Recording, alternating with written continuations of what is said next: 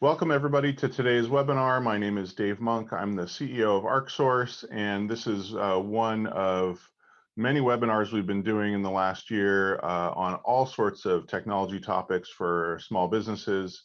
Today's focus is going to be on cybersecurity success for architects and for SMBs. Whether or not you are a designer or a business person in any industry, we're going to be talking about how to think about cybersecurity strategically.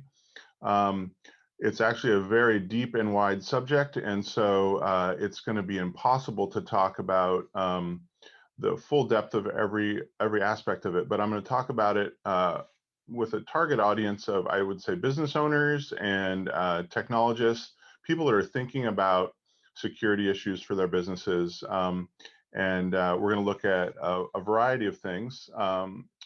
I want to point out we had several of really cool recent past webinars you can check out on our learning website, learn.arcsource.com.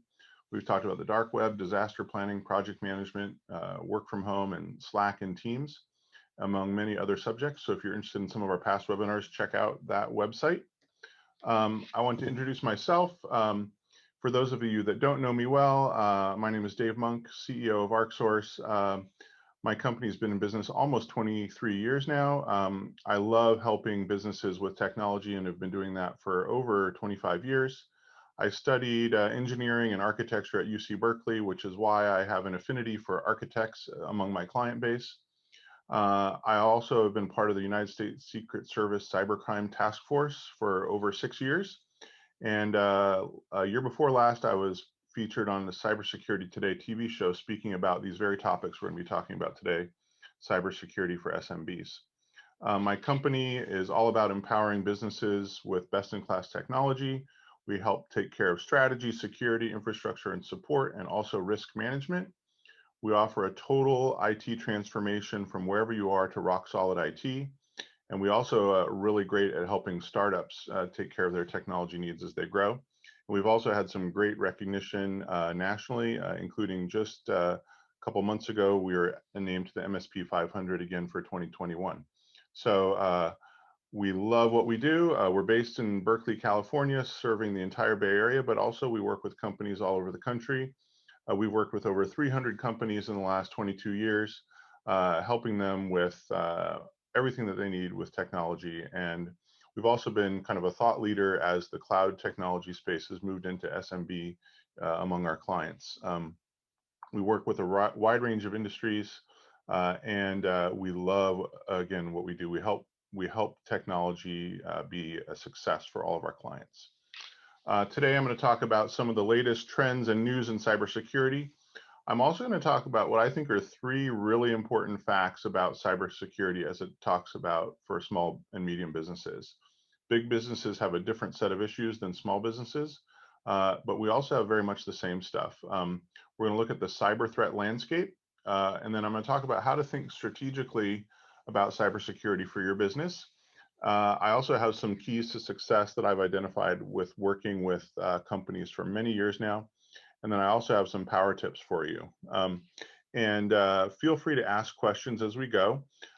Dave, I was going to ask if you could launch the poll. We have an audience poll. If you would be willing to click through that as the questions pop up here, it would be really great to understand who you are.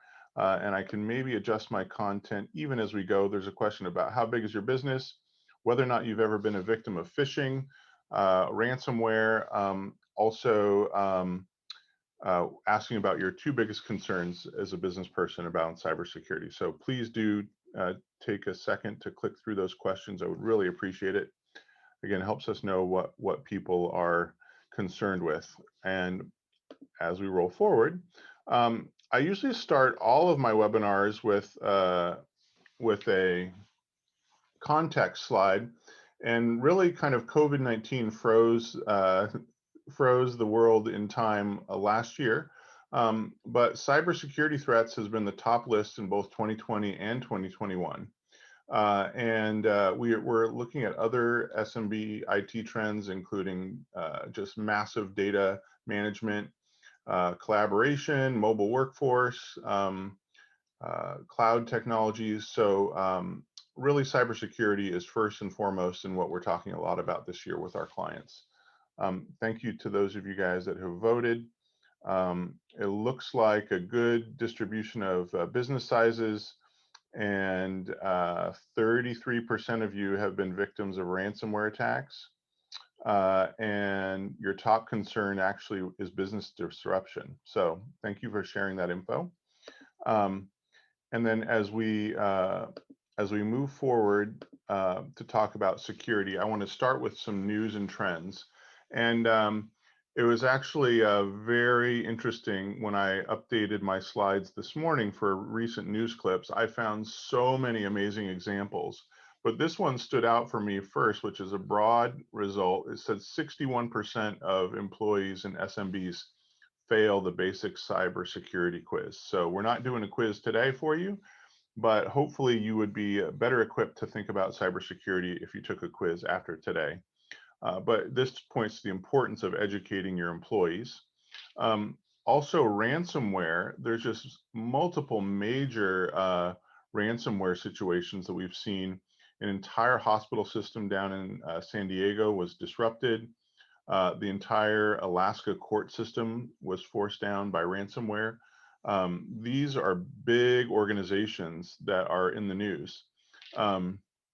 Also, Geico admitted recently, last month, that many millions of their customers' driver's license numbers were stolen. And that affects almost all of us that are Geico customers. I am. Also, closer to home here, where I am in Berkeley, UC Berkeley students were warned of personal information breach after the entire University of California system was attacked. Again, these are in the news because these are big organizations that we've all heard of. But other ones that are closer to home that we might have seen ourselves, I think this one's hilarious, very opportunistic around COVID-19 and coronavirus. There was a scam out there for a corona antivirus software, as if you could protect against this human virus with a software solution. But again, people taking advantage of the situation. There was a free offer of, or fake free offer for Netflix during quarantine. If you click that, people would give up your username and password. Also, a lot of scams going on around stimulus money, PPP money, IRS relief, all kinds of stuff. Again, people, the bad guys are going after us based on our situations. We also see a big amount of spoofing, and it's actually getting better and better. So these two web pages are shown. They both look identical in every way, except for one of them is the real Facebook.com, and one of them is a phishing site. So the one on the right is legitimate.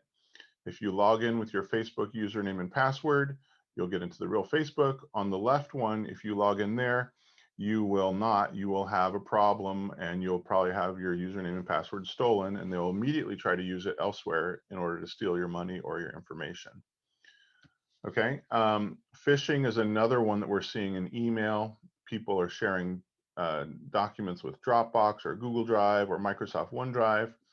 Phishing really is one of the top two threats that I see all businesses facing. And the way to combat against phishing is really going to be a few key strategies that we're going to talk about. One of them is education for your employees, and the second one is two-factor authentication. Okay, so another thing that we've seen a lot about among our client base in the last 2 years is this CEO impersonation and gift card scams. So it happened again to several of my employees. They got an email from the fake Dave Monk asking me, or with me asking them to help me with an errand and run out and get gift cards. We've had multiple clients fall victim to this and spend thousands of dollars on fake gift cards, giving them up to the bad guys.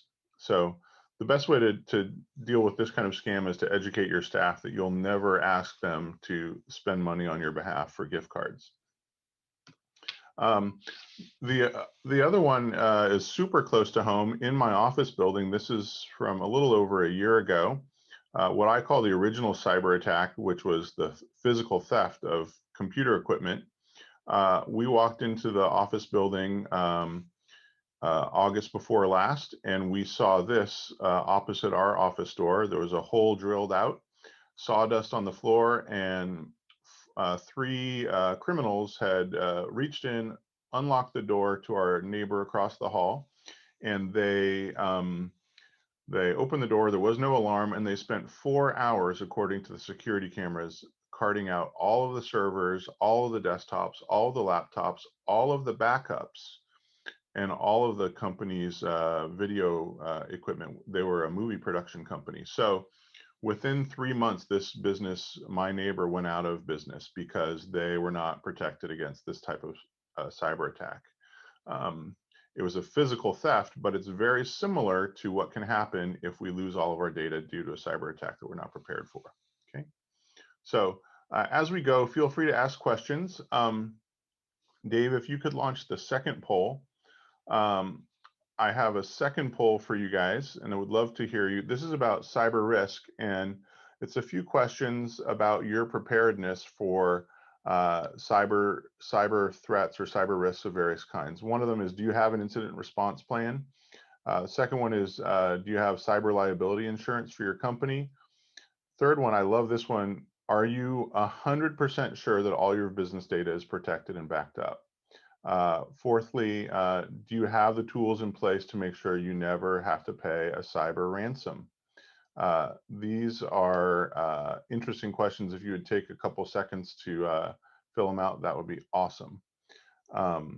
Okay, so I want to talk now what I alluded to at the beginning, this 3 key facts about cybersecurity for SMBs.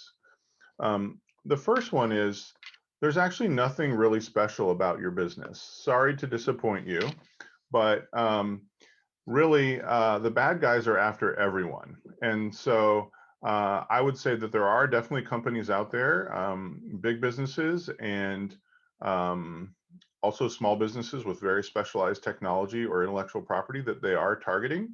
I have a couple of clients that I would say have been targeted because of their intellectual property, but 95% of my clients, there's nothing special about them. The bad guys are coming after every business, big and small. And this fact, coupled with the next one, is a problem. Small and medium businesses face the most attacks, over 50%. One stat says 50%, one stat says 61%.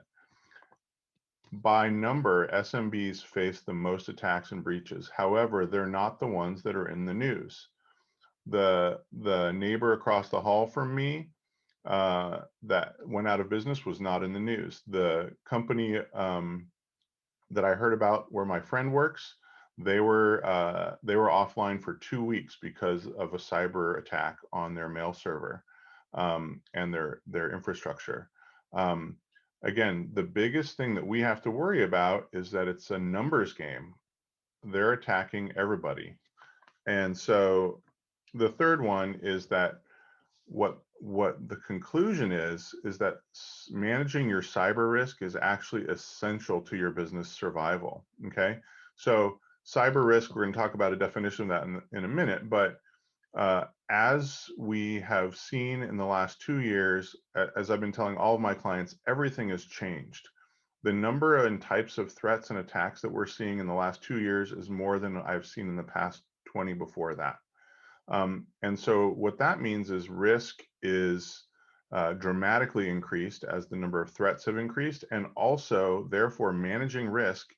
It's really the cyber attack, cyber threats, I think, is the biggest existential threat that we have to our businesses in the SMB space. So with that in mind, I want to say, let's face reality. One of my colleagues says, Dave, you got to get out of denial about cybersecurity. And I am not in denial. I want to face reality. I want to help my clients face reality. I want to help you guys face reality today. So first and foremost, cyber threats are there and on the rise for everyone, big business and small business. Second of all, there's more devices, more people using technology, and there's more bad actors than ever before. So the number of threats is increasing just as a quantity space. the bad actors that we're seeing are hackers, which which are basically either doing it for fun or for play or for politics. Criminals, which is the biggest dominant one, and we're also seeing nation states, country-backed hackers or hacker networks or cybersecurity attacks that are coming against multiple companies and governments and big business and small business. Um, Fourthly, their motive is really to steal your money most of the time. They're not most often going for your intellectual property. They're not going after um, your employee list or your files. They are going after your information, however, so they can steal your money to use it as leverage. So there's two types of ransomware now. The second one is newer. The original ransomware is, hey, they encrypt your computer, they hold your information hostage. If you want it back, you got to pay a ransom. There's strategies that we employ so that you never have to pay a ransom. However, the more recent thing that we're seeing with ransomware is they're actually threatening to expose your information publicly if they've gotten a copy of it. So with or without encryption, this happened with Sony. Sony was hacked by the North Koreans, and they exposed the salary and payroll information for many, many, many movie stars and directors and producers a couple years ago, right? So not only was their information stolen and disrupted their operations, but they then released it after they didn't pay the ransom. Um, and fifth or sixthly, the businesses actually have extra liability because not only do we have information that is our own, but we often have information that is of value that belong to our clients or customers or marketplace players. So uh, the risk of a data breach or exposure of your data is an embarrassing thing at the very minimum, and it is a huge risk financially at the worst. So let's see. Of the second poll, 75% of you said that you have an incident response plan. Only half of you have cyber liability insurance. Um, half of you are not sure whether or not your data is all backed up. And half of you do not have the tools in place to make sure you never have to pay a ransom. Okay, so I'm going to continue on, and I think before we go any further, I want to make the key point today, which is this is a matter of when and not if. Cyber attacks, cybersecurity issues are going to continue to impact every business, and increasingly so. So it's a matter of when, not if, you will fall victim. And therefore, the strategic way to think about this is how do we prepare?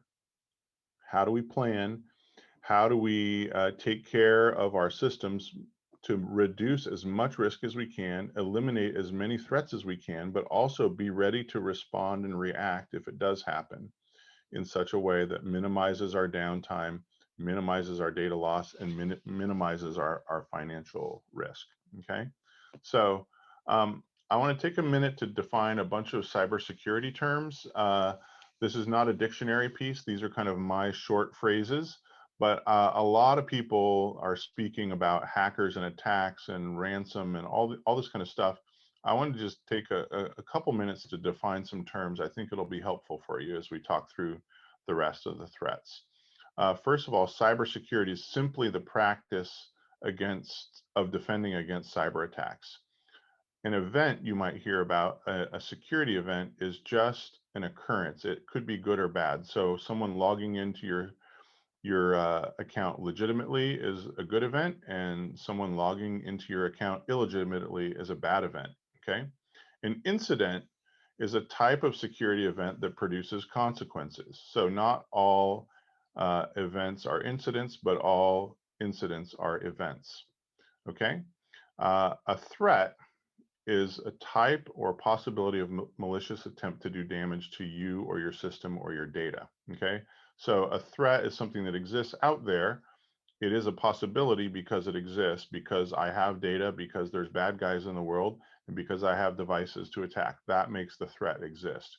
If I had none of those things, the threat wouldn't be there. But since we all do, we all have these threats on our horizon. Okay. Fifthly, a vulnerability is often termed, a vulnerability is just a weakness in the design or the settings of one of your systems. So, for example, when Microsoft or Apple or Google discover a weakness in one of their operating systems, they release a security update, right? So, not all vulnerabilities are ever exploited for the worst, but when they're discovered, and they're discovered by ethical people, they will be uh, able to be fixed, right? So a vulnerability is just a weakness, but it needn't be in the actual software. It could be uh, Microsoft or Apple does a great job, but the people that use the software or the system set them in an unsecure way. Okay, so that creates a vulnerability as well. Cyber risk is actually the probability of loss resulting from an attack. An attack is an attempt by bad guys to damage a system in order to either put you out of action or steal your information. Hacking is a specific type of attack where they're seeking to gain entry or modify one of your systems. Okay, so people say, I've been hacked, I've been attacked. That's true. We've all been attacked, I can tell you that. We have not all been hacked, actually. So a successful hack is different than an unsuccessful attempted hack. A compromise is a specific kind of incident where a system is damaged. And lastly, a breach, or not lastly, I have one more after that. A breach, which is the term that we hear a lot about in the news, is where information is stolen. So Equifax had a data breach where millions of American Social Security numbers were stolen, including mine, a couple of years ago. Target had a breach. UC Berkeley had a breach. The data breaches tend to be the ones we hear about in the news are the very large ones. Most small businesses, where they have a data breach, their exposure is lower, except for the information that they hold that belongs to others. Okay.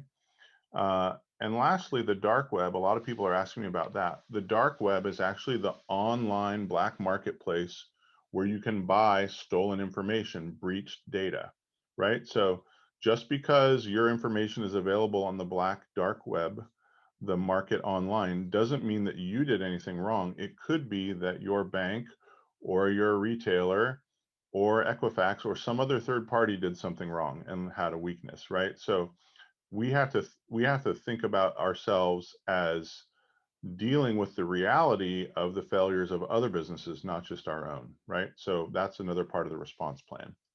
Any questions so far as we talk about cybersecurity terms? No questions, Joseph, right now. Okay. So I want to talk a little bit more about risk and define it. First of all, risk is equal to, it's a math equation, which I love. It's risk is equal to likelihood times impact. So if you think about IT events or disasters more broadly than cyber attacks, you can consider the likelihood of a specific event, for example, a tornado or a cyber attack or a theft, a physical theft or a cyber theft, or an earthquake here in the Bay Area. The impact would be measured by how big of an impact it would have on your company, small impact or big impact. So it would be, here in California, we would be low likelihood for a tornado. It would be a high impact if it happened. We'd be medium likelihood for an earthquake, medium impact for an earthquake. But interestingly, the most likely stuff is not the things that are physical disasters, it's these cyber attacks. So I see us all as high likelihood for falling victim to a cyber attack. And the impact is medium to large. And therefore, when you multiply those two, likelihood times impact, cyber threats, cyber risk is really the biggest thing that businesses are facing across the board. There's a question, Dave? Yes, there is. Question is, when I explain risk to the companies I work with, I also include a mathematical value on materiality to business goals, objectives, industry, or initiative projects. Yeah, Um, so that's a great suggestion. Like, how do you measure impact? Not just say words, low, medium, or high. Actually put some numbers to it. And mhm. certainly, if you had multiple categories of impact, I love that idea.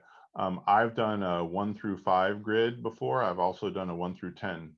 So again, like if you have a likelihood of a 3 and an impact of 5, the risk is a 15 if you multiply them together.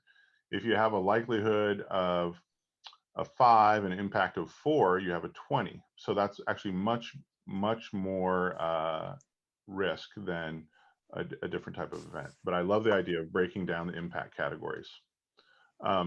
So the way I think you should think strategically about risk is rank your risks that you think you have for your business, for the different types of cyber events, and then take prioritized action. Sometimes this stuff is so overwhelming and the list is so long that there's a little bit of paralysis. So the idea of ranking your risks is a super effective way to make sure that you can get moving on improving your situation, taking care of threats, and reducing risk. So reducing risk does take active management. My suggestion is, if you were to have a cyber risk quarter, say, in your company, maybe starting June 1st or July 1st, maybe starting tomorrow, if you one day a week have a 1 hour meeting and talk about risk in your business, you could identify your types of risks, you could rank them, and then you could spend 1 hour a week working on planning for and mitigating those risks. And you would be so far better off having invested a few hours.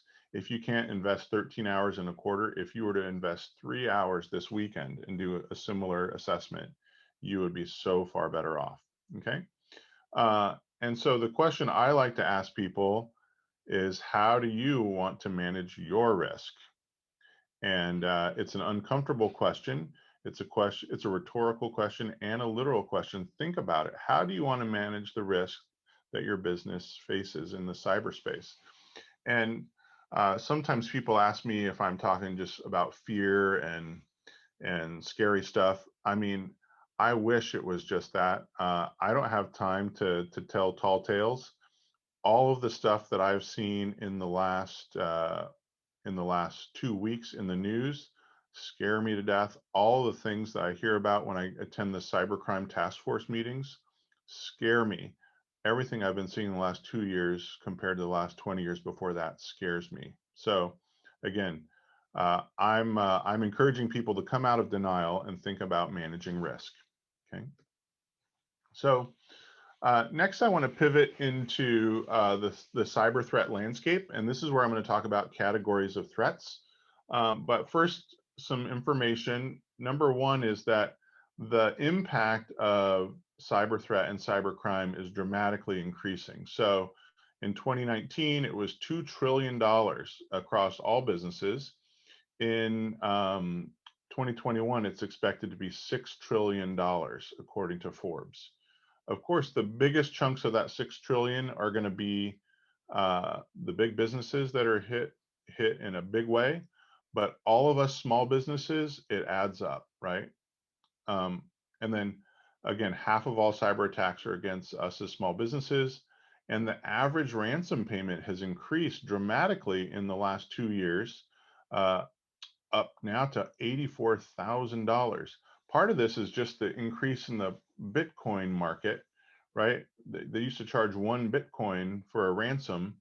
I had a prospective client that had 8 servers encrypted, and they paid $80,000 of ransom, 10,000 each, 3 years ago, and they had no backups to protect them against paying the ransom. And so just a huge financial impact, and they had no insurance for that.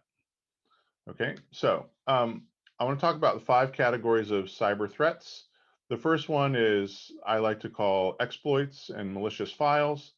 Second one is user vulnerabilities. This is all about people and psychology, web-borne threats, network and device threats, and then inadequate data protection. Okay, so I'm going to talk through these 5 here and give some examples.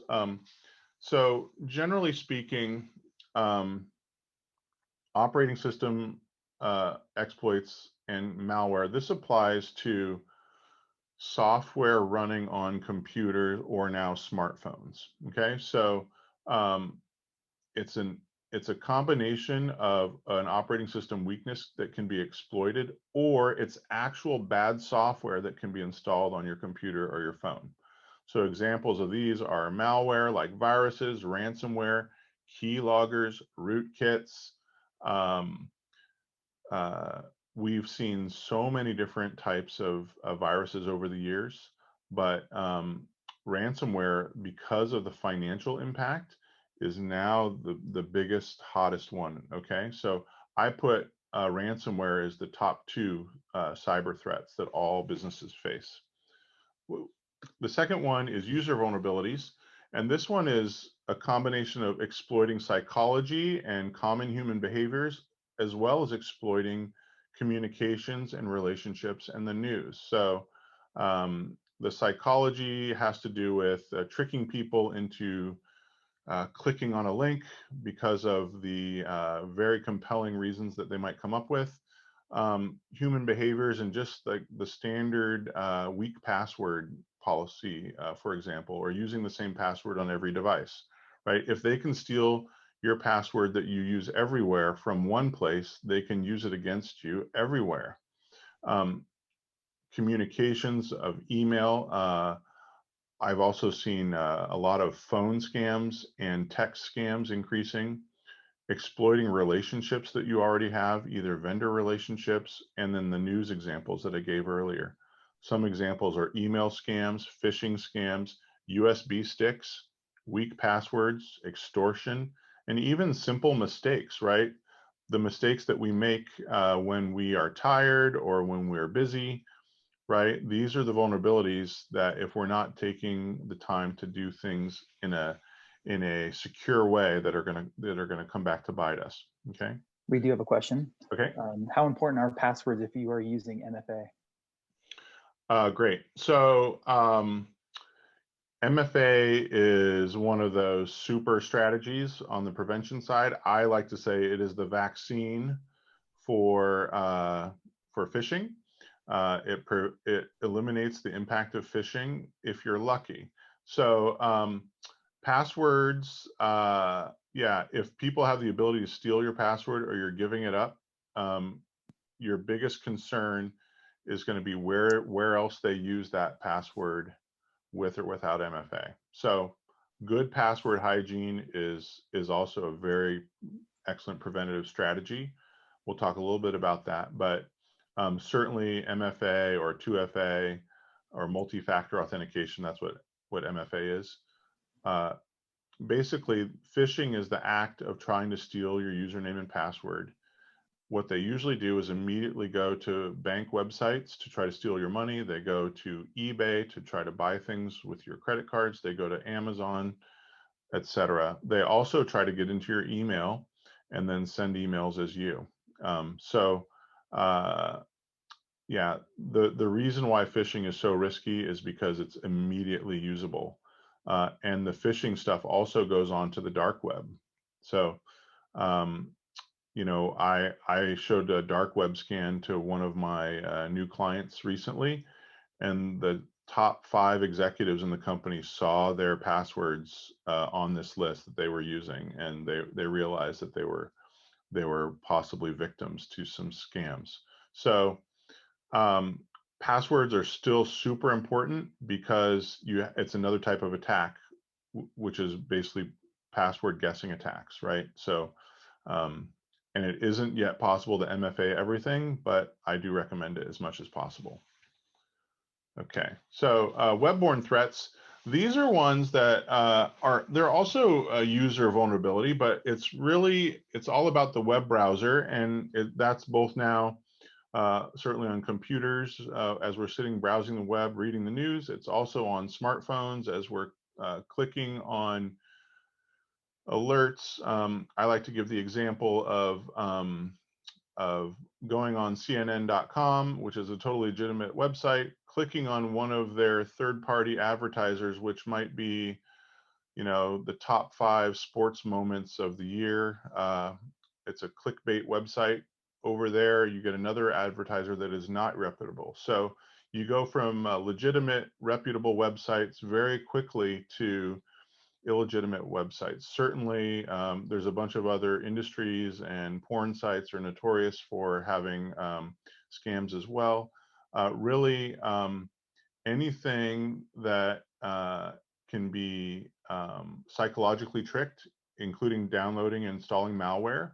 Um, you'll see a lot of nefarious pop-ups, or not even real pop-ups, just a picture of an alert message, right? Comes up on your screen. It says your computer is infected. Call Microsoft at this phone number. Well, Microsoft doesn't pop up messages and ask you to call them, right? So a lot of this is combines with a psychology piece in the user threats area, but generally speaking, it's web-based, and this takes place from Adobe Flash. In fact, Adobe has, you know, canceled Flash recently. It's advertisements that are legitimate or illegitimate, fake alerts, pirated software. If you want to get some viruses or some malware or some ransomware, the best way to do it is to steal software or to steal movies online without buying them. Okay. And then there's flat out scam websites as well. People will make lookalike websites like I showed earlier. Okay. So this whole category is web-borne threats. I'll also throw in here a little bit of the Dropbox, OneDrive, Google Drive, Box.com. These are web-based tools that are really exploited a lot around phishing. And then if you give up your username and password, you're likely to have data loss or data theft or ransom. Okay, so we can also categorize Office 365 threats for email. That's really kind of in the it's an overlay of all 3 of these, right? It's phishing scams that come through, it's viruses that come through, it's alerts that come through that are fake. You know, one of the biggest threats that we have as we move to the cloud is making sure that our cloud data is backed up, right? And that our cloud systems are secure, not just our computers and our phones. We have to make sure all of our cloud technologies are secure, okay? The next category is network and device weakness. And so generally speaking, what this is a network configuration that exposes people from the outside to get in, or computer settings that expose people from the outside getting in. Examples like this are open firewall holes, unsecured computers like with no password or the same password, open Wi-Fi networks. That used to be the norm. Now it's an absolute no-no. FTP servers, in-house mail servers, USB sticks, guest laptops, people that visit your office legitimately and come back another time illegitimately. Basically, what we're talking about here is network perimeter and device perimeter. How can we make sure that we are not exposing ourselves to vulnerabilities and threats by having bad settings or bad hygiene, okay? And the last category here is what I call inadequate data protection. So we all have a ton of information. We need to secure it wherever it's at, on our servers, on our laptops, on our desktops, on our mobile devices, in our cloud, right? So basically, inadequate data protection allows access to your business data by the bad guys, either because it's not secure with the right settings, or it's not managed, or it has no tools in place to protect it, or it has bad policies in your company. Okay, so server settings, weak passwords, Dropbox. We've seen several issues with Dropbox for business where if you have an employee depart your company, but they had Dropbox on their personal phone or their personal laptop for your company's account. They have a copy of all your company's data on their computer that's outside of your control. Okay. So we really, really emphasize extreme care for protecting devices that have your data on them. Okay. Also, former employees still have access to a lot of passwords and a lot of information, right?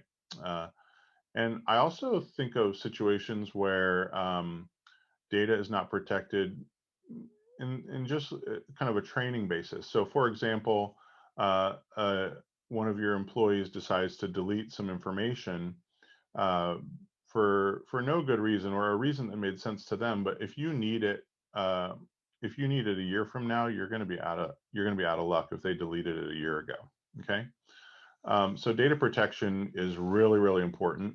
Um, but you can see kind of how all of these areas of threat overlap. And one of the scary things that I'm seeing is that one category of vulnerability will be shifted to another, and weaknesses in data protection will also be found with your network settings, for example. So really important that you take both preventative and reactive strategies for dealing with these types of threats. Okay, so at this point, I want to talk or shift to talking about how to think strategically about cybersecurity. And again, this is for you as a business owner or as a key person in your business that's concerned for your company's well-being. It's not only about your data, it's not only about your passwords, it's about your money, it's about your ability to do business, right? As our poll showed, most of the people on this call on this webinar are mostly concerned about their business being disrupted. Okay, so thinking strategically says come out of denial again.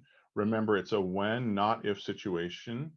And understanding that situation means understanding the threat landscape, learning about the best practices. Um, I would say I could talk an hour on each of those 5 threat categories.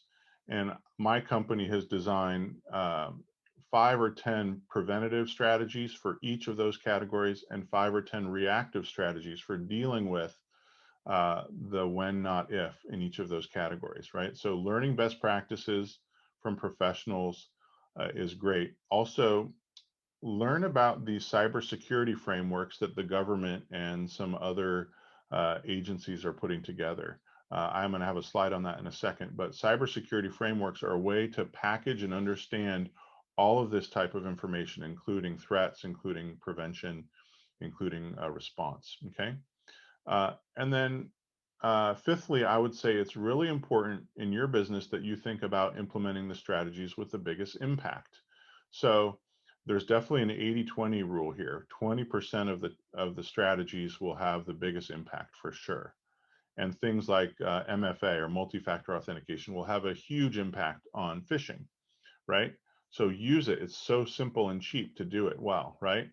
I also highly, highly recommend that you delegate responsibility to someone on your team to, I would just say, focus on security. It doesn't have to mean take care of security.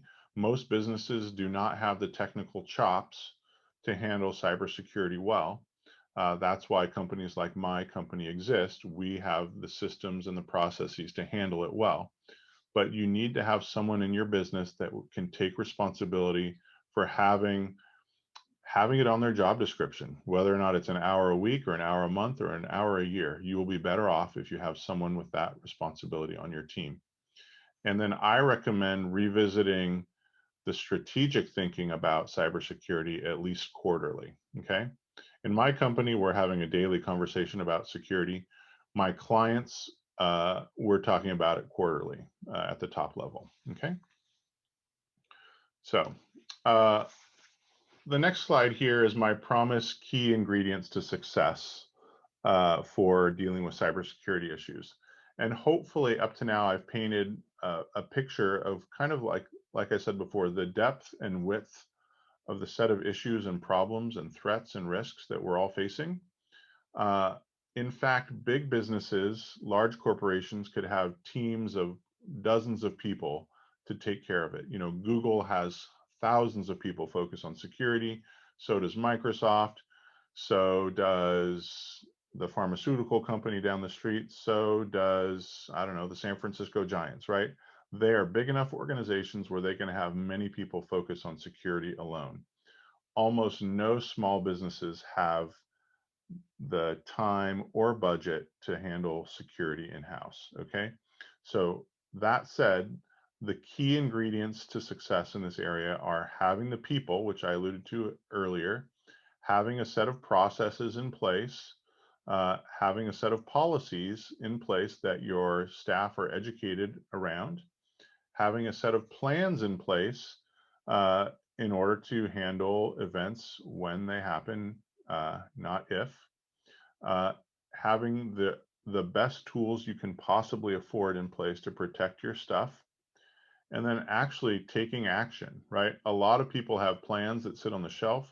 If you don't have the people and the process and actually people taking action on a daily, weekly, monthly basis, you're gonna have increased risk. Okay, so that said, I want to talk a little bit more about the cybersecurity framework because it's a really helpful way to understand um, what the U.S. government and also another organization called CIS is doing for us. They're putting together structures and best practices to help us organize these concepts and systems and strategies, right? They're not laws for us to follow, but they are best practices. And there's a joke, if you follow the cybersecurity, every recommendation in the cybersecurity framework, you'll just have islands of computers connected to nothing. Well, of course, there's a tension always between security and efficiency and convenience. Well, I think the risk is enough that we need to shift the scales towards the security side in order to reduce risk. Okay, so the cybersecurity framework, um, I'm using the word stuff on this slide because I think it's just an important way to think about it slightly abstractly. You got to know your stuff. You got to know what hardware you have, software you have, cloud, and data that you have. How can you protect it if you don't know what you have? The second thing is you need to set up your stuff securely, right? Usually out of the box setups are not secure. Usually set it and forget it is a fantasy. You cannot set it and forget it with security stuff. You need to protect your stuff and defend against attacks with cool tools and technologies and policies and best practices, right? You need to have policies for protecting your people and your data. You need to really be active in managing and monitoring, right? So some people in small business are rolling their eyes by now, and I think that really I cannot overstate the importance of having a systematic approach to this stuff, right? Again, this is why my company exists, partly to take care of security. And so, you know, if you do not have in-house security shops, it's so worth it to have a partner that does. And then again, have plans for incident response. And then the last one here, and it's a super best practice to take care of all of these areas of threats, is to implement security awareness training. We recommend doing it at least every quarter. Okay. Any questions on cybersecurity framework or threats? Okay. So we are down to how many minutes left? We are at 8 minutes left. So I have 5 power tips for you, which I think are kind of that 80-20 bang for the buck in terms of things that you can do to protect your business. The first one is back up everything. Back up your servers if you have them, back up your desktops if you have them, back up your laptops if you have them. In our company, we recommend backing up every server and every executive laptop and every desktop of a key user that might have either financial or HR or executive data, right? If it's a startup business and you have no servers, I recommend backing up every laptop or desktop. Okay, flat out. This is the best way to prevent you having to pay a ransom.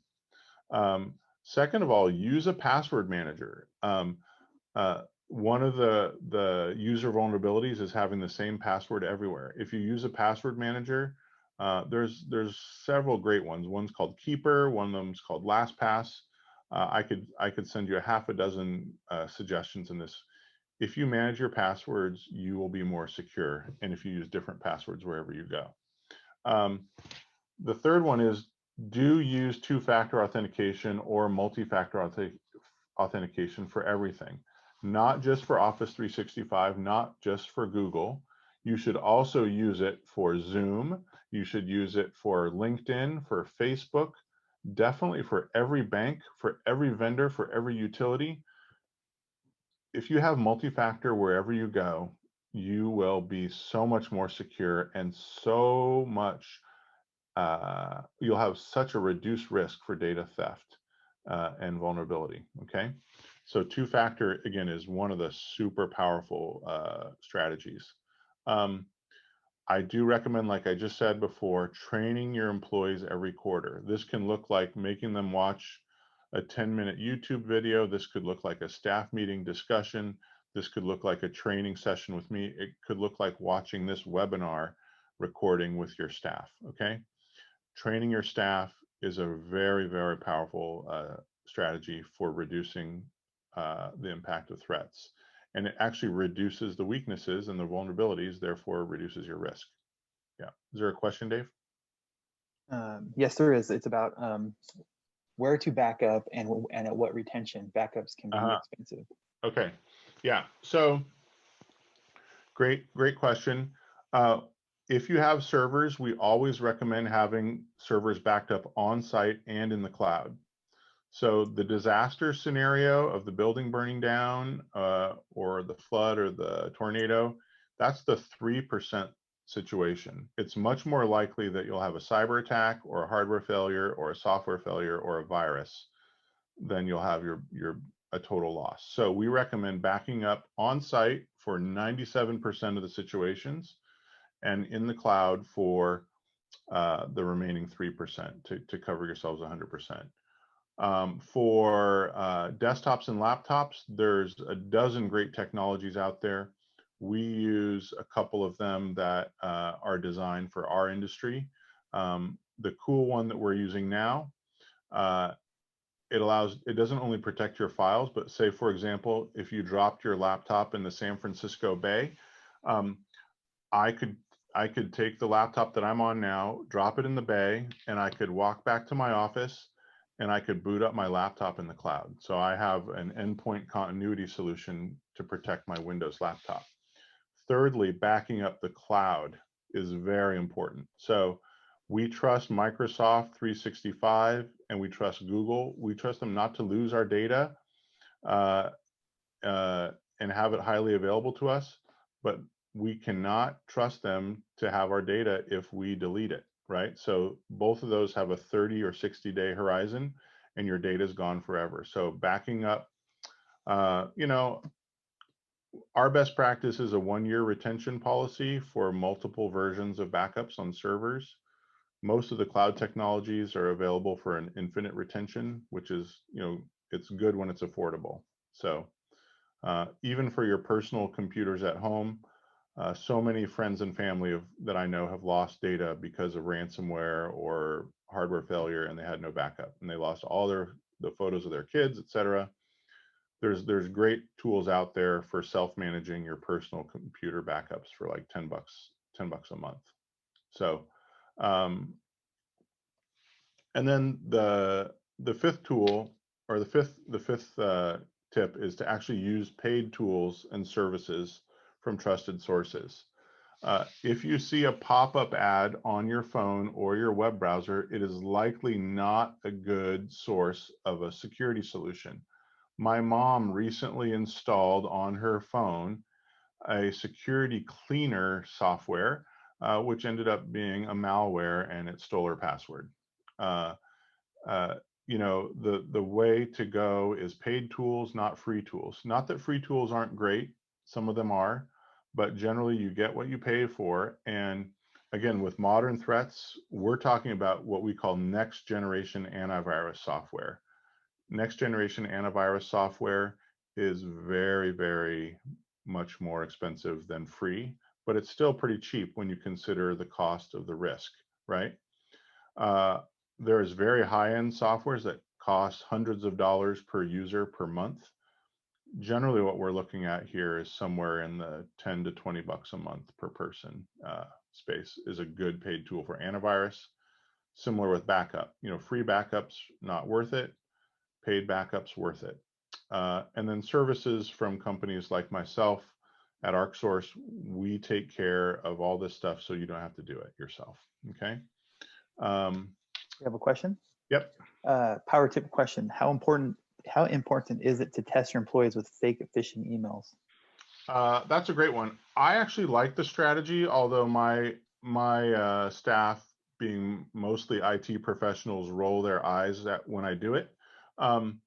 It is a good baseline, actually.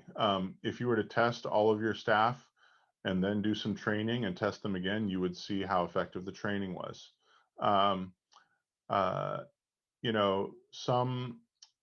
Some companies don't like to do it, some do. I think it's fine. I think it's effective, and there's several affordable ways to do it.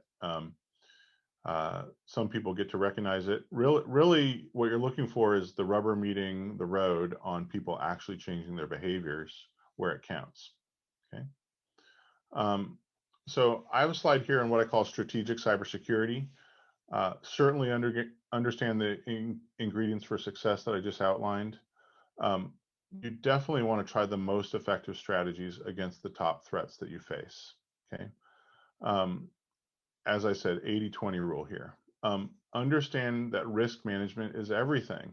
Risk management used to not be in my vocabulary as an IT provider 15 years ago, but now it is front burner for me as I educate my clients and I help them manage their risk, right?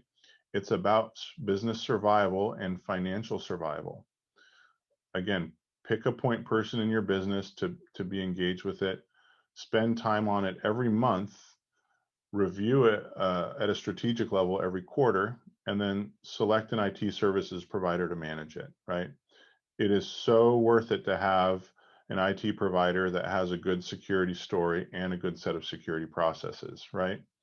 What you're looking for here is operational maturity and a staff of dedicated people focused on security, right?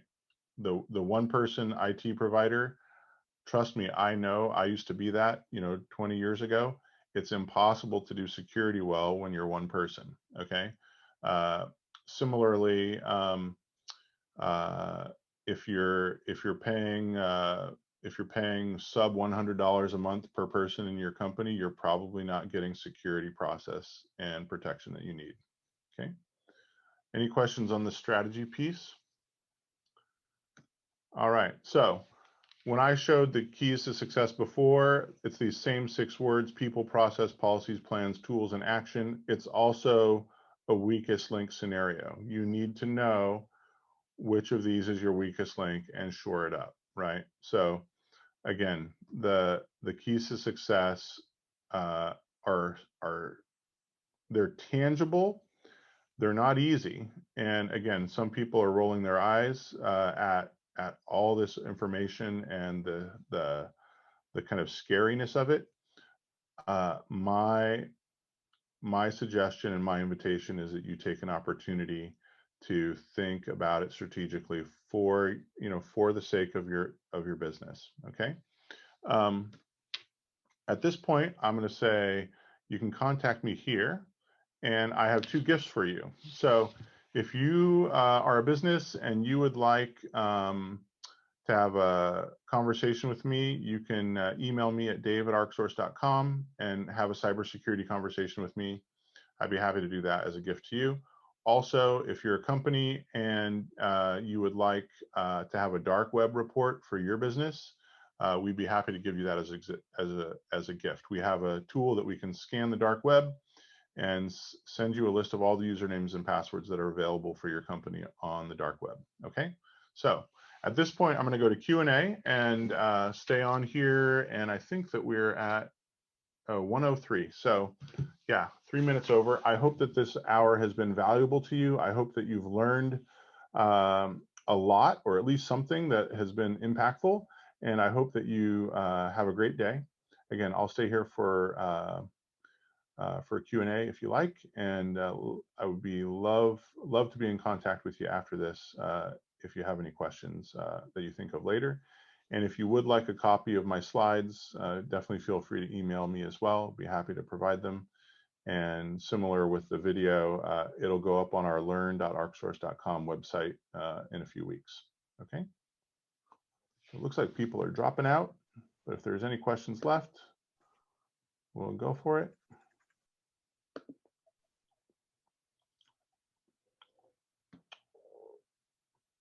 Okay. No questions. All right. So I'm going to stop my share and I'm going to stop the recording. What did you think, John and Dave? Or John Cooper's out there too. I hope you guys enjoyed the webinar, and I'll talk to you later.